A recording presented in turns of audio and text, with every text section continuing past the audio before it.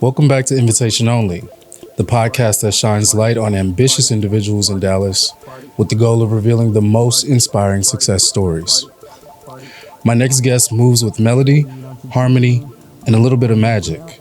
He's a Berkeley-trained voice who has collaborated with icons like Kanye, Sam Smith, and Elton John, and shared the stage with the likes of Usher, Sia, and Labyrinth at Coachella.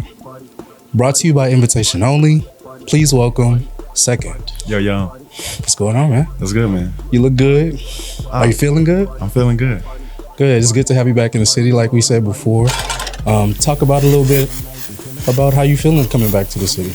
Oh man, I'm feeling good. It's been 12 years, like really right out of high school. I left, and so like being back, it's definitely a transition for sure, but I'm embracing it all.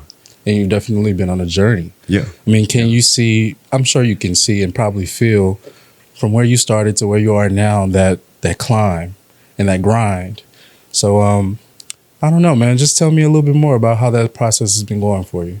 That grind of getting to the top of what R&B artist? What kind of artist would you consider yourself? Yeah, I would say I'm an R&B artist. You'll say that, but classifying is hard, man. I think I more just subscribe to what feels good. So like I put out a pop project before 2022, and then 2024 I started the Open Heart series, and so it's like more R&B driven, alternative. But then I put out a Christmas project at the end of the year, and then that kind of like really was maybe the totality of everything that I have to offer. Like I'm classically trained, but then, I grew up in the church. So, you have some gospel influence, but then it has, some modern contemporary R&B influence on the side of it as well. So if I'm classifying, like when I have to put out a song, I got to pick a genre. So I go with R&B. Yeah. Would you say more soul R&B, pop R&B? Is that hard to even pick? It's hard. It's hard because just love R&B. It's just, I think that I love music. So I think that when you classify, it's already, putting it in a box. So I think that sometimes it's some soul, sometimes it's some pop, sometimes it's contemporary, so.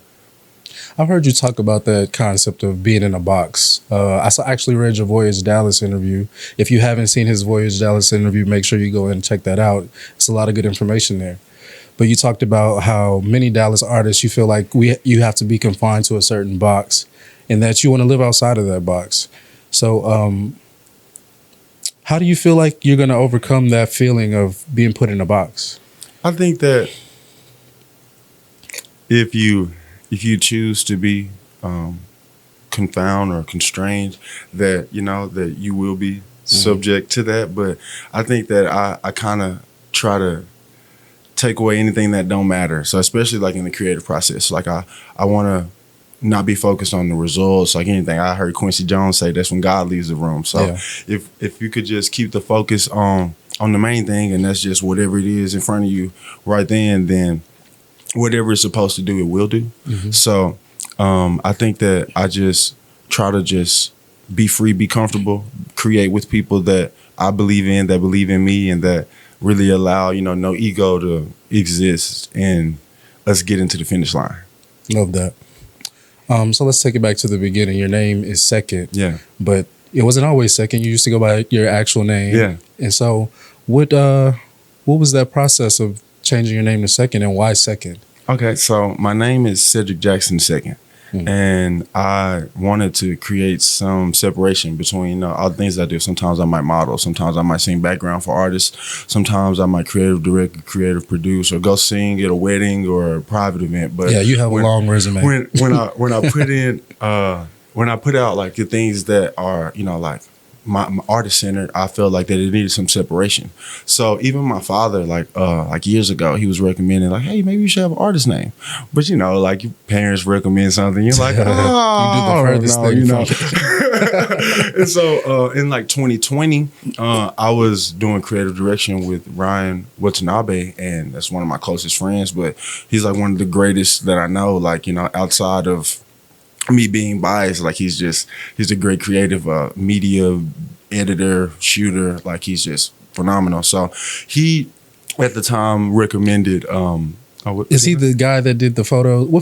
I've seen a lot of your photos. So is it the ones so that it's a lot. So a lot of what Ryan was a part of was like the treatments and like the behind the scenes of us being able to accomplish what you did see in like a final product. So in 2022, really anything that you saw during that time, like he was behind. So a lot of the rollout that I did with a artist Gianni, Ryan gave him the rollouts and the treatments for us to be able to accomplish what we did put out. Shout out to Ryan. Yeah, Gianni, like even since then, shout out to him as well, man. He's been shooting with great artists. Like I've seen him with SZA, with Doja, with like just crazy just going on. And it's just crazy that when we got connected, I just randomly saw we would be doing Sunday services, and it was a photographer that took a picture from like a window that, and I was just like, oh wow, and they tagged us, and so I was just going through looking at some of his work, and I'm like, oh man, I gotta connect with this guy. But literally since then, he has just been on the ascend. Yeah. And we're going to talk more about that Sunday service experience. Okay. But if you don't know, Sunday service is the Kanye West thing, the Ye thing that he does. But everybody should know what Ye does at this point. But so before you had all this experience in the field, you went to Berkeley, right? You went to Berkeley for the College of Music. Yeah, facts. And so talk about your experience there. What was that like? Man, Berkeley, it definitely, I mean, it really prepared me in just a whole new direction. I was singing a lot of gospel growing up, as I mentioned.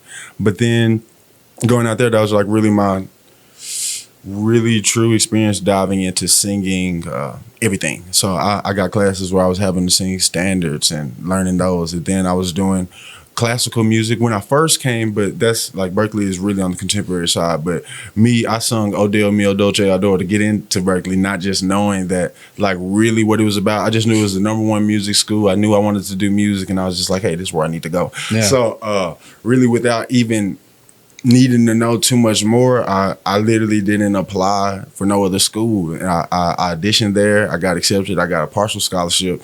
And so then I deferred enrollment in between high school and college, and I started a year later. So I graduated 2017, like when y'all graduated like 2016, you know? So, but going out there, I literally just got immersed in as much as I could. I got called singing backgrounds at first with the Duele Ensemble, and I didn't even know who Duele was. You know, that's an artist from the Midwest, Detroit, and like that. As I recall, I know you love to show off. That's Duele, you know. And I was like, oh shit, he wrote that song. Yeah, that's him singing the chorus. Oh, okay. So I was like, okay. And so, but he has a whole catalog, you know. So Tia Fuller was the director of the ensemble, and that was Beyonce's horn section leader. So like most notably when Beyonce had the all-female band, Tia Fuller played saxophone, and she was over all the horns. And so after that, she was now a professor at Berkeley. And so she was over the Duele ensemble. So I know she's done anything from Bruno Mars and Justin Timberlake and Rihanna ensemble. I don't know what they're doing these days, but like when I was there, I did Duele ensemble maybe 3-4 times. So that's like me doing it like 3-4 semesters. So I did it with Aaron Leal, and he's like a guy like, you know, Moses, the artist Moses. That sounds familiar, but it's an artist Moses. He's I don't even know what genre necessarily to classify him in, but he's dope. Aaron's like his MD bass player. But then Alicia Bienveniste, she was literally nominated for Producer of the Year last year, and she was the MD one year. And then Josh Foster, he plays drums for Mariah Carey most notably right now, but he's like when there's award shows and a live band that's like on these performances that we'll be saying like like trumpet awards, or like not even this, like a lot of those, it'll be Josh Foster playing drums. And so he was the MD another time that I was a part of. So just being a part of that, you have like some of the best musicians that was like at school at the time that was a part of Duele, because you had to audition to be in the ensemble. And so not a lot of them that you had to. So it'll be like a maybe tier 1, tier 0. I don't know what they are calling it now, but between Duele Ensemble, the Neo Soul Ensemble, you had to audition to be in those. And so, yeah, like I was literally a part of it, but then gaining, you know, rapport with Tia, like by the time I'm doing like the 3rd and 4th time, she didn't even know I was still around. And so, because I was literally my first semester in Duele Ensemble, and so usually people aren't in those until maybe 3rd, 4th, so 5th. Is Duele Ensemble like the top? At the time, like between Duele and Neo Soul, it was. Okay. And so it's like you literally would have like people that are all full-time musicians touring, not at home right now, that was a part. So well, how was that feeling of going into that environment of it was intimidating at first, because it was like I was just the gospel kid, and it was like I was asked to come sing background. So, I was just coming to play a part. So it wasn't that I was being asked to do a lot initially, but then when it became that I was duale, in the ensemble, and I wasn't just doing backgrounds. Initially, every singer is doing backgrounds when you aren't necessarily leading the song, but there was a time when it was like I was the only guy and then it was 3 girls. So I'm clearly duale right now, so it would be demanding. It isn't being able to have lyric sheets and all of this on the stage. Just like we will be preparing, weekly up to do a recital or a concert at the end of the semester, but your Tia's not playing with you. So, you come in here and it's like, yeah, this is school and all, but it's like, yeah, like people, if you're not rising to the occasion, you will be put on the spot, or we will be having to make sure that we getting done what need to get done because Tia not playing. So then, after going through all that process of evolution as an artist and as a musician and as a singer, songwriter, who knows, everything else, was there a turning point where you felt yourself go from student to full-blown artist? Like, I'm at the point where I feel like I'm ready to get out there. Did you go through that? I would say that probably came about 2022. Honestly, it's a newer thing. I mean, I've been a full-time musician maybe 8 years now, but as far as like the artistry side, I mean, I decided to prioritize my artistry and like leave Sunday service essentially.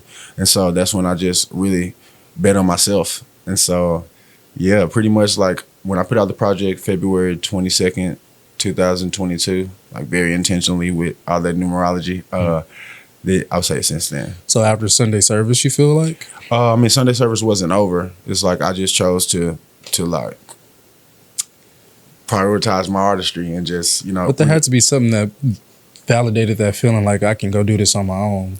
I think that I just had to recognize who I was and like what my plans was, what my purpose, what I was intending to do, and I didn't move out there to, be a choir member. Mm-hmm. And although that it was a blessing, I just wanted to make sure that I did keep the main thing. And I was just like, I'm going to continue to give my yes and keep coming if I don't choose to, really like make that precedent to go do what I feel is most important to me. Yeah, you don't want to base your career off anybody else's thing, right? Yeah, not at all. That makes a lot of sense.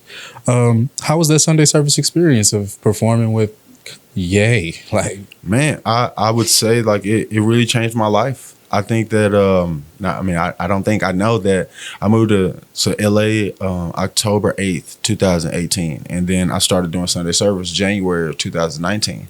So that was a blessing. It was like I didn't move out there for a gig, for a job, for like nothing. I just knew I wasn't coming back to Dallas after I had graduated. I just knew wanting to pursue music, I needed to go where the industry was. So I was just debating in between Atlanta and New York and LA. I went to spend some time in Atlanta right before I moved to LA, and I'm like, oh yeah, this is it. I was confident that I was about to be down there, but then I don't know what it was. I just kept being drawn to LA, and things just was setting up for it to work out in that regard. So I did, and I went out there, I pulled the trigger, and at first I was just doing sessions with artists, for different artists, really writing. I wasn't even singing yet out there. I got out there, I went to it was the Juice Joint, but they was doing it at the Study, and shout out to the Juice Joint, they got a show coming up. But they I went up there, did a little open jam. I kind of got to meet, some artists, but I'm brand new to the city, so it didn't set anything up for me. I exchanged some contacts or whatever, and that was cool. But then I did some sessions. I was writing, and then I had a little elevator speech. At the time, I wasn't going by Sekend, so it was just like, "Hey, my name's Cedric Jackson II. You ever need a singer or writer for any kind of situations? Hit me up. I won't let you down." If I had 13 seconds, I was giving you that spiel. But elevator speech, that's a key tip. I would pretty much give you that after I've already shown you, though. So it's like if I'm in the session and then like now we're getting a chance to do a little powwow, I'm telling you like, yeah, hey, that. So it would lead to other things. So like one day I'm sitting at the crib and it's like, hey, my phone rings. And I'm like, it's like, hey, what you doing? I'm like sitting there playing a game. And it's like, hey, come to the studio. I got an artist here and we working on a song. We need a R&B writer. I'm like, okay. I pulled up.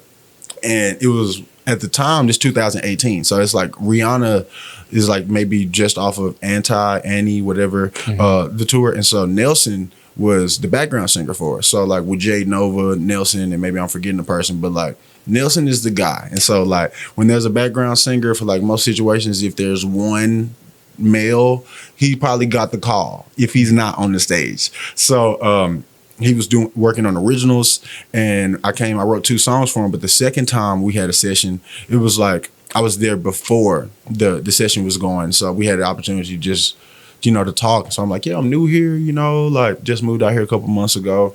You ever know anybody that needs, a writer or a singer for any kind of situation, just hit me up, bro, And so literally I'm walking around at NAMM convention, January 2019.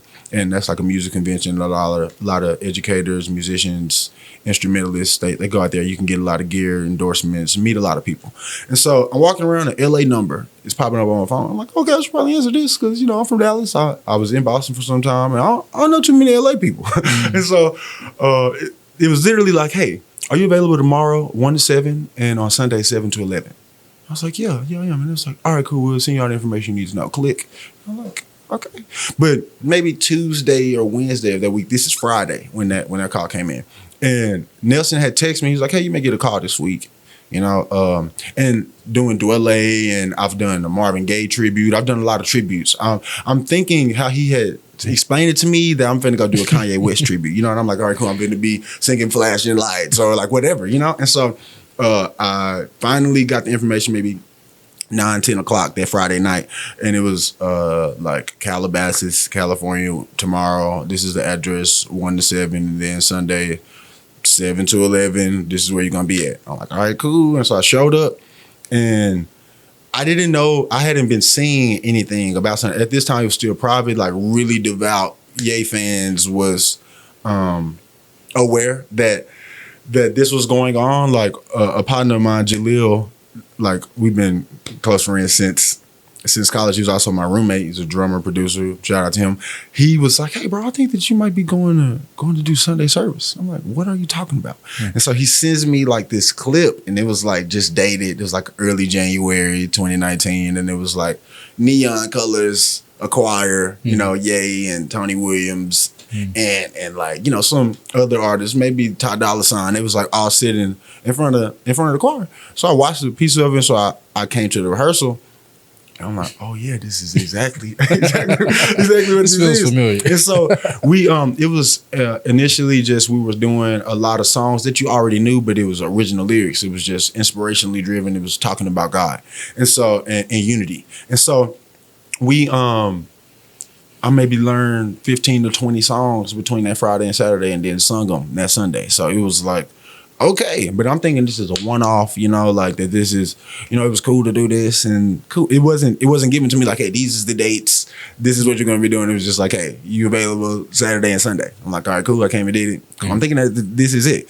And so another week came, and it was like, hey, are you available? Yes or no? And like, yeah, okay, cool. And then like that turned into week after week after week. And so pretty much every week from January to the pandemic in March 2020, I was with Kanye every week. So all the things you were seeing him do on Jimmy Fallon, James Corden, the albums, Jesus is King, Jesus is Born, Donda exclusive, like I'm a part of those. Yeah. So it was a great run. It was a blessing. I got to meet people that are like lifelong friends, brothers, sisters that I love dearly, that are just incredible, all doing like just phenomenal things. And yeah, man, I think that I was grateful to be a part, still am. And I'm going to be able to like look back on those times, maybe 10, 15, 20 years from now, and like even appreciate it even more. It feels like that I'm still like in it, just like, even though that's 3 years ago, but it's still like, that was a lot of, I was a part 3 years. So I'm just now 3 years, away from it. So I'm finally being able to just appreciate it more and more. So, yeah. Nice. Did you experience Ye directly at it all? At times, so initially, like, there was 40 people in the choir, and then there was 60 people, and then there was 85, and then there was 100, and then there was 125, and then there was 150. So that latter, by the time when it was the masses, it was a lot less of the personal times, and then he had a lot of things going on in his life that he would be around like when he needed to be, as opposed to like when we're doing rehearsals Tuesday through Saturday, and he'll be just around, you know. So at times, like we did an IMAX film, and so that was 15, 16 hours on set. So that was probably the most time that I really spent with him, just sitting there, just talking, kicking it, just like talking about his inspiration on like why he chose the colors that he does, you know, and that was because of rocks. Like he would be sitting like you go to his properties in Wyoming or whatever, and it'll be 200, it'll be thousands, however many that was, like a lot of land. Like you could literally be on his property, drive an hour and a half, and still be on his property. Wow. So it'll be like mountainous, and you'll be going up to things, but still, like literally, we had a call time one morning to go do the Closed on Sunday video. I can't remember, one of the music videos. I think it's Closed on Sunday. Mm-hmm. If it's not, I'll tell you, like, it was actually this song. But we did a music video. We all wearing brown. I think it's Closed on Sunday. But nevertheless, like, we literally had a call time. We all boarded up and got in the little vans. And it was an hour and a half later, and we was finally pulling up, you know, at the top of this cliff, like, for us to, you know, shoot this particular scene. So, yeah, man, I think that I got introduced to, like, a lot of things, a lot of things that I just wasn't aware of, like good things, the bad things. Like, I think that everything got, you know, a little bit of both, but I was able to, you know, take away what I needed to be able to have a part of my artistry and be able to learn from, and, you know, that I do want to incorporate and that I maybe not want to incorporate. For sure. Yeah, it's all learning. So yeah, you worked with a bunch of artists, Kanye, like you said, Sam Smith, Elton John, Sia, Usher, like these are big names.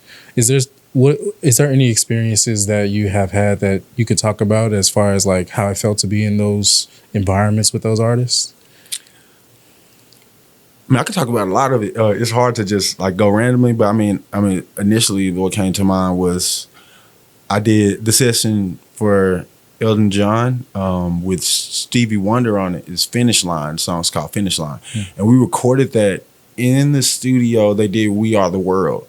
And so it's like you're literally... Wow. That's Michael Jackson was in there. Literally in the room where, you know, like all these great was. And so then they have all these greats were. And so then you have the original photo and with the signatures of all these legends. But then you're like, Michael, I've done a session with... It was nominated for a Grammy for, don't even call me the categories, too many categories, but with an artist from Pentatonics, Rose Without the Thorns. It was nominated for Best Arrangement, Instrumental, or Acapella, 2025. And so we did that session in what they refer to as, you know, Michael Jackson's home. So where Bubbles got a room upstairs. and that session is just dope, man. Kobe Bryant, where he did I mean, obviously, he did a voiceover for the book that was nominated for the Oscar, where he won an Oscar. And that room, I got to go in that room, you know, and just being there. But man, just like being able to be in there where Frank Sinatra piano is like still like, you know, being, you know, I don't even know the word to, like, they're making sure it's in tip top shape, you know what I'm saying? And like Frank had played on this years ago, you know, so it's just like being able to be in rooms like that and be a part of like music that'll live on forever. I think like I really appreciate those, and I don't know, it's a lot that when you're being asked, you know, to work, and you know, you maybe not always to take it all in as you would like, you know, because you're trying to make sure that you're doing what they're asked for. You're trying to, you know, do the job, and so you can't be doing nothing else but the work. But there is times where, you know, you get an opportunity to have a little side conversations, or you get little in-betweens for rehearsals, or just you get to observe like truly who people are, and then get to experience their heart. And that's what stick with you. You know, you'll meet people that you might have aspired to be or looked up to for a real long time, and then you experience them, and it's like, oh, like I don't have to meet them again. Or it was just like, it wasn't a pleasant. That's a good way to put that. You know what I'm saying? It's just like, it's disappointing, you know, when you meet those people that you did look up to, and they weren't, pleasant, but it happens, people be people. Or then what I also had to learn was like, we all have our moments. So in a time that I met someone, like it isn't no telling what they were experiencing, going through at that time in their life, that day particularly. So, because I got to meet people again, or people that I love and that I do have relationships with that might have worked with someone that I had a negative experience with, and they're able to be like, oh man, I'm sure that it was just this, or even the environment that I met people in that definitely could have contributed to what our encounter was like individually. So yeah, I think that those are the things that stick with me, because I'm a people person, and so having to deal with people in collaborating and, as an artist, it's just essential that, people don't be pieces of shit for real, and so, because people will be, and it's unfortunate, but it's just like, being that, we get to be intentional with who we do work with, I just try to make sure that I'm not surrounding myself with those people.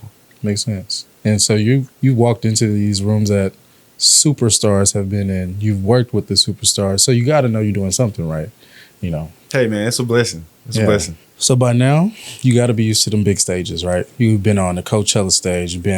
You've performed at Berkeley, which is not an easy thing to do. Like you talked about the auditioning processes behind that. So when it comes to those next level performances, what do you do to prepare, and what goes through your mind as you're on those stages? I say a series of things. Different artists like to prepare differently. Mm-hmm. So some artists, if they're dancers, like Usher, you're gonna be in here, and it's gonna be some days just choreography.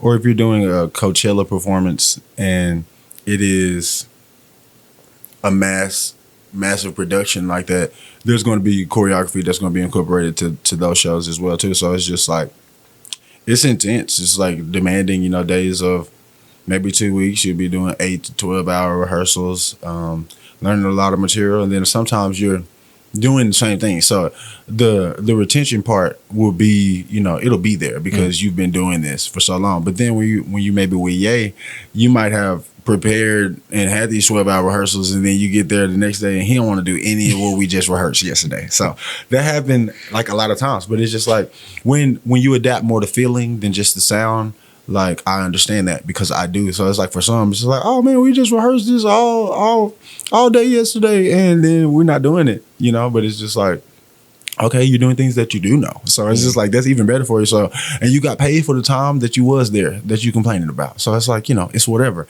But I think that a lot, just depending on who it is, when it's the first time working with them, you might not know exactly. So you just have to be a sponge and just observe and make sure that you're doing whatever is asked. But when you do know who the artist is, and then you're able to understand like what's being asked of you, it's just a matter of getting it done. I don't really like be on difficulty levels too much. Like, is this easy or is this hard? Because I think that that's too easy to, allow yourself to be deterred in a situation and not get it done. Because I'm not emotional driven. I think that I've encountered a lot that could make me be, the saddest nigga, Are you a all Scorpio? the time. Say it again. Are you a Scorpio?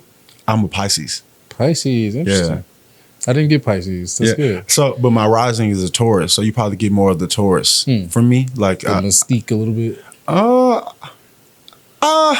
It's hard to be. They want to know every and anything. With us these days. But I'm not really into that. I literally got Marvin Gaye and the Temptations and Stevie tatted on me, and it's like they lived in a space where they didn't have to post every week and every day about this. Da da da da da. It's just like, it was a time where the talent was driven. We live in a time where they're not even developing artists anymore. So you'd be seeing people going out on the road, developing nodules, having to take 2-3 year breaks, not to call out nobody names, but because they had a song and it was a great song, but they weren't able to sing that song on 100 city tours, and to be able to go do this night after night after night in that original key, and then when it was damaging the voice, so when our vocal cords are this big, you're not really in a space where you can play with that, and so when you're singing and you are able to recognize that there is pain when you're doing this, when I'm talking to you, that there is pain, like when I'm swallowing, that there is pain, you shouldn't be singing on that, but when you have developed those bad habits by not instilling good foundation, that's what's going to happen. And so when they're only focused on the money and the business, those people on that side of it, they're not focused on the artists having great vocal health. You know what I'm saying? They want to make sure that these checks cash, and then when they stop cashing, they're going to get another artist to make sure that they do continue to cash. You know what I'm saying? Man, and speaking of that, you can hit some higher notes, bro. Like sometimes, I mean, for your voice to be as low as it is, what I heard the other night at the club, I was like, wow. And I've heard it before, obviously, but to see it in person and see like you just playing with the vocals, I was thinking myself, like, that don't hurt this man. Like, it took some training. Like 2, 3, 4, 5 years ago, my falsetto was shit. It really was. But just learning placement and having to do shows where I might be, well, in the beginning, I was singing in a gospel group, and it was all females, and I was the only guy. So I was singing out of my range. I was going to my voice lessons on Monday mornings at 9, and I would come in there talking like, hey, I had to sing on Saturday, and I had to do a show on Sunday morning. And so she's like, yeah, if you're going to keep coming into the lessons like this, like, I'm just not going to teach you. And so I had to figure out, how am I going to go and sing on the weekends and still be able to show up on Monday morning and have this lesson? And so by singing the right way, or at first it took a lot of like, okay, cool, I'm gonna just bow out right here real quick, and then I'm gonna jump back in like when I could. But placement, really understanding my voice, like using it a lot, singing a lot. Like I have done a lot of singing, bro. Like my 10,000 hours for sure. I mean, I'm over that. Like with singing in individually and performances and rehearsals and all of that. Yeah. I had to grow. I think being an R&B singer as well, like coming from singing a lot of gospel, you're not using falsetto. It's not like stylistically appropriate to like be at church. It's like using it, like I was thinking of a time when like I had ever, it's like, and probably never, like like in times where you like singing total praise and maybe on the end of like there, like that's probably like literally in my till 18, like when it's they're trying to bring it down, but it's like, are you a baritone or something? I'm a baritone, yeah. And so, but a lot of baritones have that great falsetto. So it's a lot of voices like Marvin, like that is a baritone, but his tops is smooth. Beautiful. You know what I'm saying? Nice and smooth. So just listening to them and being able to, like wanting to incorporate that, I think that I was sucking at it for a long time, and I just would playing at home, doing anything, like I'll sing everything at the crib. So I think that I would find when I would just be bullshitting that I would be like, oh, I could actually use this, and then be able to incorporate it and apply it to whatever it was that I might be working on. So singing songs like, even like with Ye, like I would have my homeboys that would be sitting next to me, Jamal or Jarrell. And I remember Jamal, we would be talking about placement all the time, because he would be like, bro, like, how are you singing this? Because he has a incredible range, and he has like a brilliant classical foundation. So a lot of times, like in the contemporary things, he feels like maybe that he may be limited or that he can't do things, but he can absolutely do those. But it's always a placement. Like, where am I singing this from, so that it can be delivered in a way that it needs to. How many songs have you recorded? Like maybe 25? Like that are out, or just like in my life? Yeah, probably that's out. Yeah. Well, no, let's say that you recorded in your life. Probably a lot, right? Oh, a lot. Yeah, like I would guess. A lot. I don't know. A number, it would be crazy, but you spent time in the studio is what I'm saying, basically. Yeah, a lot of time, for sure. Do you feel like you like being in the studio more, or you like singing on stage more? I like to sing on stage more. Interesting. You like let me ask you a question. Do you like the pressure that it puts on you to perform? I think that a lot of people need the studio, and like you're gonna make some people upset. I think I mean that's just fact, like you didn't ask me to come out here and lie to you. No, so you're right. I'm like, yeah, a lot of people need the studio. They need the effects. They need the auto-tune. They need and I use auto-tune in the studio because it's just like, there's nothing that you're hearing that's not on, but I'm not using it to the point where I need it. I'm using it for the industry, rather, you know what I'm saying? Like, it's just like on all the industry, they using it, cool. We got the access to use these tools, we're gonna use it as well. But not to where I'm T-Pain on the regular. Like you wouldn't know if I wasn't telling you, you know what I'm saying? But then you wouldn't know as well, because when you come to my show, I'm going to sound like the record. Exactly. So it's a lot of people that aren't able to do some of those choices that they did, and it sound like how it sounded there. But it's just like, I assure you that that's not what's going to happen when you come to see me. Jackstar, what is it? Jackstar? Yeah, Jackstar Company. So that's like my entertainment company for weddings, private parties, corporate parties. You know, like for anything that you might want a live band for. A lot of times, you know, people may have a DJ, you know, for events, but I just like advocate for, you know, having a live band there to really just curate the experience for like exactly how you wanted it to be, instead of like settling for what it could be. I like that. Nice little plug for Jackstar. Talk to me. What inspires you the most when you sit down to write? Is it pain? Is it love? Is it joy? Sadness? What do you like to? I mean, I've heard your songs. It doesn't seem like it's sadness. It seems right. I definitely like to talk about love. I think that it was revealed to me my purpose a long time ago, and you know, a lot of times people think their purpose is their talents and their crafts, and it's often that's what you do with that. It's oftentimes not directly associated with it, and so. Like, I mean, and it's unfortunate, because I'm not even saying that I might necessarily walk in it all the time or understand the totality of what it is, but it was like just revealed to me that I'm supposed to show people how to love in different ways. And I'm talking talking strangers. Like, you're God, talking about deeper than music. It's like much deeper, you know, and I'm talking about like God would have sent a stranger to come talk to me in all white at Williams Chicken when I was at I remember I'm like maybe 16, 17, because it's the truth. I can remember it. So it's like I had went to church already because my pop's a pastor, but then I went to an afternoon service, but it was a musical. And so it's like a Dallas musical at a church can be anywhere from 2 hours to 6 hours. My God. I mean, we could be in there you could have 2-3 offerings. We still here. And so it was one of those. And so, man, I needed to eat, because I went from church to church and we still here. I'm like, okay, cool. It was a Williams Chicken in the parking lot. That was your practice right there. I walked out to having to be prepared for like what Never know. You a pastor kid? Yeah, I'm a pastor. Yeah, like since I was 5. Facts. And so what was I about to say? I went to Williams Chicken because I'm hungry. And waiting on my order, person's there in all white.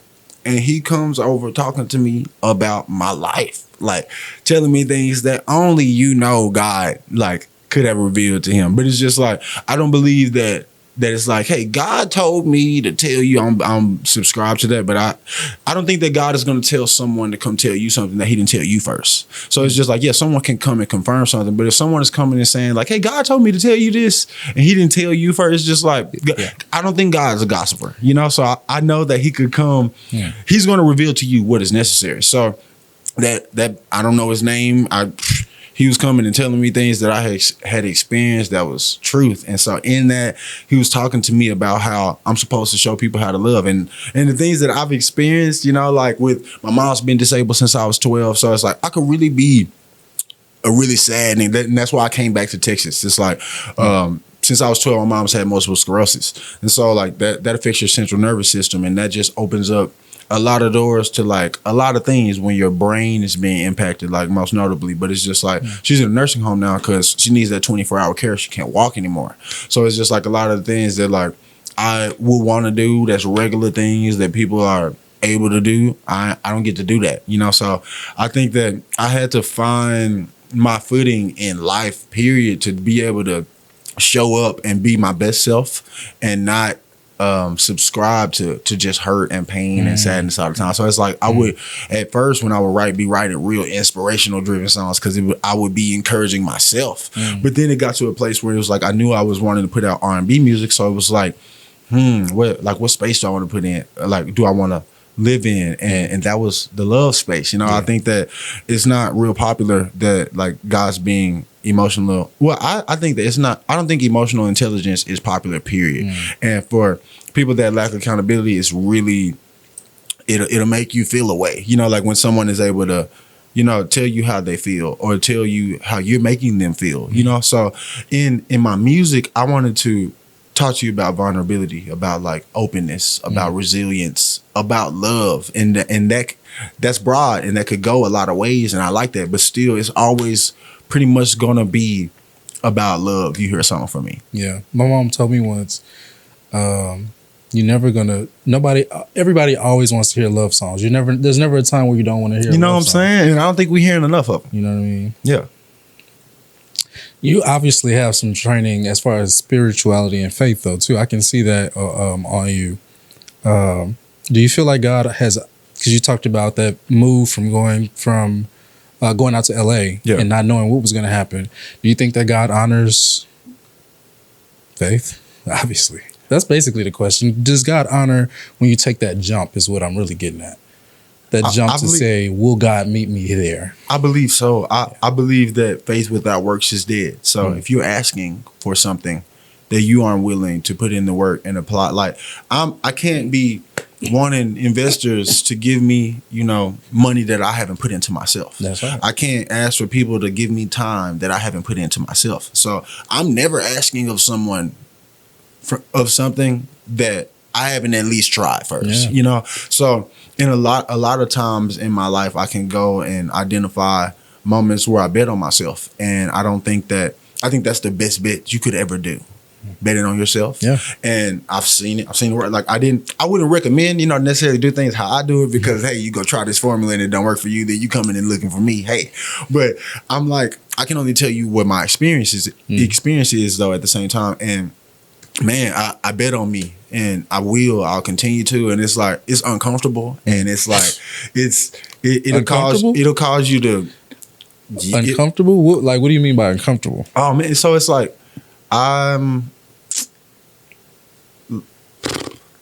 it's uncomfortable. Like it's uncomfortable because it's like I know I could be in different situations, but I like choose to put my I walked away from doing Sunday service in 2022 when that was going to be guaranteed, going on for however that it did go, you know what I'm saying? So I wasn't walking away because I knew I had guaranteed money that was going to be coming. And I know that people thought that we was volunteering, but you can't volunteer to do nothing in Los Angeles and your bills be paid. I just want you to know it. Okay. So I was crazy, you know what I'm saying, to probably a lot of people, you know what I'm saying, to be able to be in a situation like that and be with this artist of this caliber, and then to go prioritize my artistry, you know what I'm saying, when I don't have the numbers or the following that, you know what I'm saying, that most do. So, and I didn't second guess it. I knew that I had to take that time to like do it, and I don't regret it still, So I think that, yeah, bro, if you believe, then I believe it'll work out. Do you have any creative rituals that you do when you start to create? Do you have like some artists, they have a certain candy they gotta have, or like they have to set the mood lighting, or like, do you have a ritual that you do when it comes to creating? I might roll up. Okay, let's keep it real. I'm not superstitious, but yeah, might do that. I mean, I'm going to do that. You know, like no mic. Besides that, I'm gonna be comfortable. When I record, I do kind of like it to be dark, if it can be. You know, like I don't need a lot of mood lighting and all that. Like it could literally be black in here, and I'm into that. Yeah. And so, I don't know, but mood lighting is cool, but I just don't need all of the extra. I can record in my crib, like with the sun and the blinds, and it's just like we can get it done. Just the recording is enough for you. Yeah, I just want to be able to just get into a space where it's about the feeling of it and not the sound. And as long as I'm tapped in with there, then we cool. How do you stay creatively motivated when the industry feels so overwhelming and oversaturated? They don't got nothing to do with me. And I think that.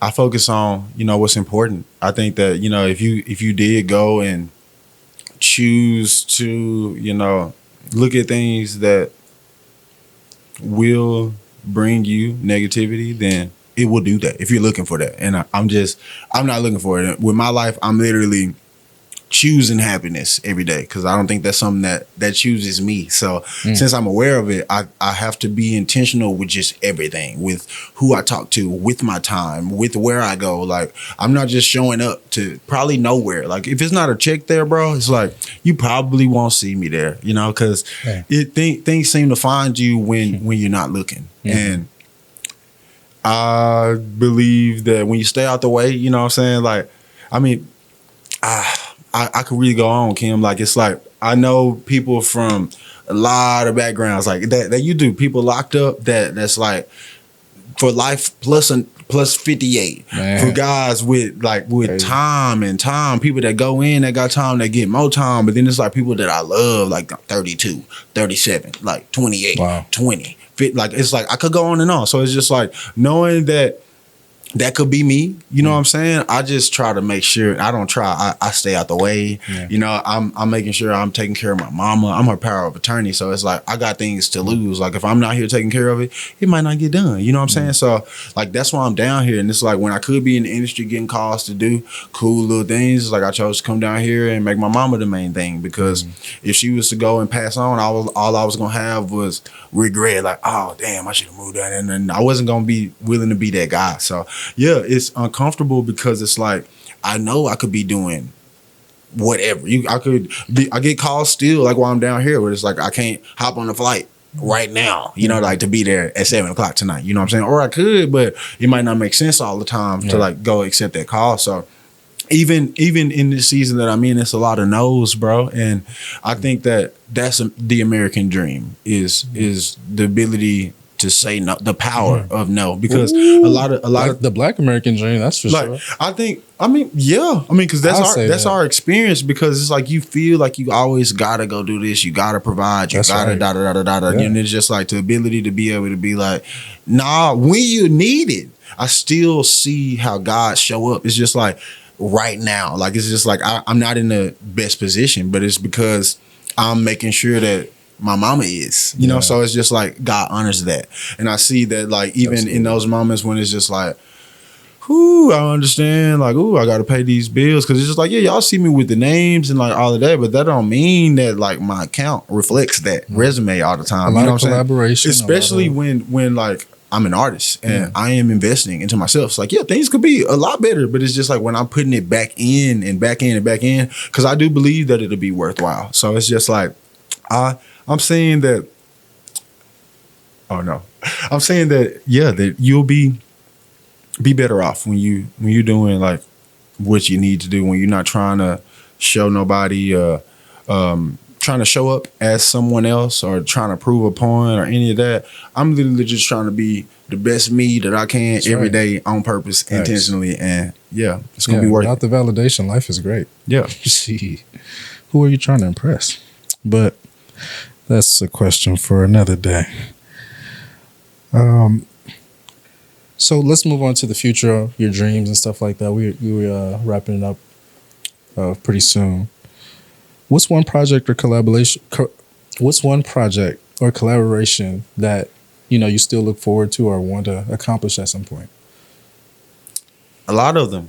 Yeah. I mean, putting out music costs money. So it's just like doing what you love is gonna cost you. You know what I'm saying? And then in the beginning, you're gonna have to do it when people don't care.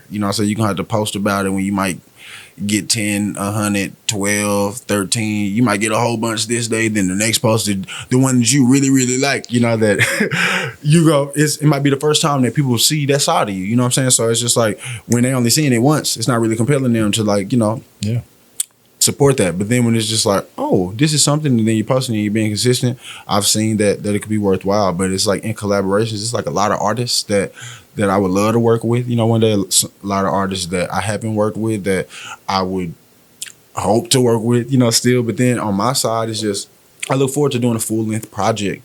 But then I just still got to get to a place where it's worth it, to put out 12, 10, 12, 15 songs and like know that people are going to listen to it. Right. So it's like, I'd rather spoon feed you, give you one, give you two, at a time. Cause that's what the Open Heart series was. It was a 2-song series. And, like with me being Sekend, I like things just, being on brand. So 2 is my favorite number, actually. Hey, and I love that. Yeah. See, so I need to get a 2 tatted, but I wanted to, like to do that because it was just like directly associated with my brand. But then at the same time, like I'm back to singles, so I'm finna be just dropping singles. I'm saying, like I got a song right now dropping August 22nd with an artist named Dez.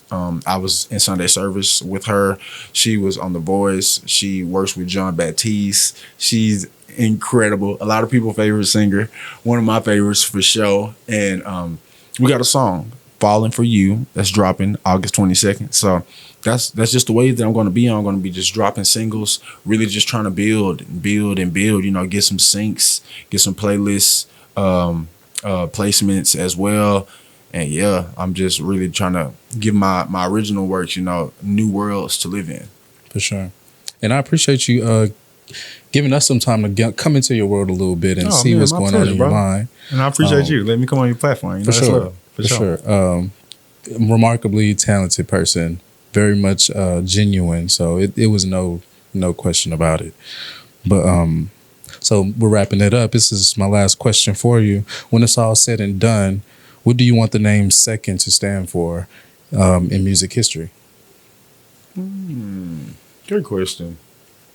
I would say, that would change, maybe different days, but like on the moment, I want to be a respected artist. Like I don't necessarily aspire to be Beyonce and of that notoriety, but it's like if I was a Bilal or if I was a Tank, or I think I could live in those spaces. I know that if you love my music, if you come and experience me, that you would enjoy that better. And that's just not popular. I think that knowing what my strengths are, like I'm aware of them, knowing what my weaknesses are, I try to change those so that it's not too many. So knowing that a lot of people, they get comfortable and they get complacent, they get content with where they are in their lives, that's not something I subscribe to. It's like I'm always trying to get better. So it's like 2 years ago, I'm not the same artist. I'm not that same vocalist. I'm not that same man. So I think that like we are constantly evolving, and when you allow yourself to do that, then it's never ending. So I just hope that I could have music that could be played at the family reunions, that could be played at a funeral, that could be played at your birthday party, that could be played in your car when you're just driving around, that you want to listen to when you're doing your makeup, that you like in every situation. I want a song for it, and I want just like past me, like far from now, that my songs are like still living. For sure. Yeah. And so thank you again for coming out to Timbuktu, where I live. Hey, yeah, man. My pleasure, man. And we're going to celebrate you. But do you want to say anything else to the camera right here about maybe what you have coming up next, what you might be dropping, stuff like that? I would say follow me at Word of Sekend on Instagram, on TikTok. Everything that I'm going to have going on, it won't be a secret. Oh, excuse me, hit the mic. It won't be a secret. So I ask for your support. I won't let you down. And I'm grateful for everything that's been going on for those that did watch this, for Kim letting me come on this platform. I'm excited. There's definitely things in store. I don't do a lot of talking. I'd rather just show you. So if you follow me, you'll stay up to date. I'm going to be sharing. But right now, August 22nd, 2025, Falling For You will be available. And it's with the artist Dez. And I'm super excited about this, and I think you're going to love it. And I love it. So, yeah, I want to make sure that you pre-order that you download that. We're going to be dropping that information here soon. But matter of fact, we'll be able to edit this. So, yeah, August 22nd, 2025, Falling For You, Sekend and Dez. We hope you love it. Go pre-order that. Link is in the bio. I'm excited. So last question, brown or white? Is it vodka? It's wine-based vodka and wine-based whiskey. I do whiskey. Same.